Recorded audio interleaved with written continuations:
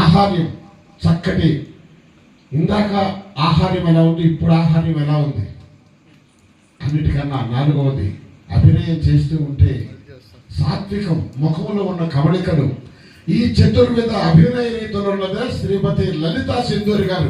ఒక్కసారి కర్తాలతో అభినందనలు తెలియజేస్తారు.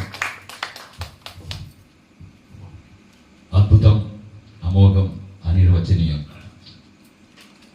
లలితా సింధూరి గారి గురించి నాగశ్రీ గారు చెప్పినప్పుడు ఖచ్చితంగా ఆమె గీతం యూనివర్సిటీ హైదరాబాద్లో అసిస్టెంట్ ప్రొఫెసర్ అన్నప్పుడు అసలు అసిస్టెంట్ ప్రొఫెసర్గా చేస్తూ ఈ కళల పట్ల ఉన్నటువంటి మక్కువని, పైగా వెంపటి చిన్న సత్యం గారి ముని మనవరాలని చెప్పారు, ఆయన వారసత్వాన్ని అందిపుచ్చుకొని ఆయన వదిలి వెళ్ళినటువంటి కళని మేడం గారి భుజాల మీద వేసుకొని ఇటువంటి కార్యక్రమాల్లో అసలు ఇంత మన పొదిలాంటి గ్రామంలో నాగశ్రీ గారి సౌజన్యంతో ఈ కార్యక్రమాన్ని ఇక్కడ ఏర్పాటు చేసి మేడం గారిని ఇక్కడ ఇంట్రొడ్యూస్ చేయడం అనేది చాలా గొప్ప విషయం.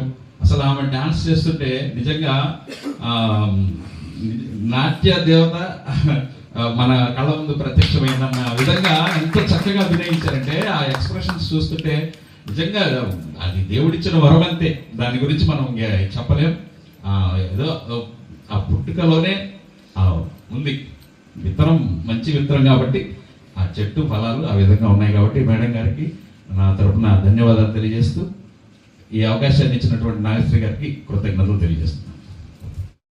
రాజకీయ నాయకుల పోకడలను, సమాజ ధోరణులను ఆనాడే సునిశ్చితంగా, సున్నితంగా, వ్యంగ్యంగా కొసరాజు గారు తన రచనా చమత్కారంతో చురకలంటించిన ఈ గీతం మాస్టర్ వేణు సంగీత ప్రతిభతో జిక్కీ గాత్రంలో నుంచి మధురంగా సాగి ఆల్ టైమ్ రికార్డుగా నిలిచింది.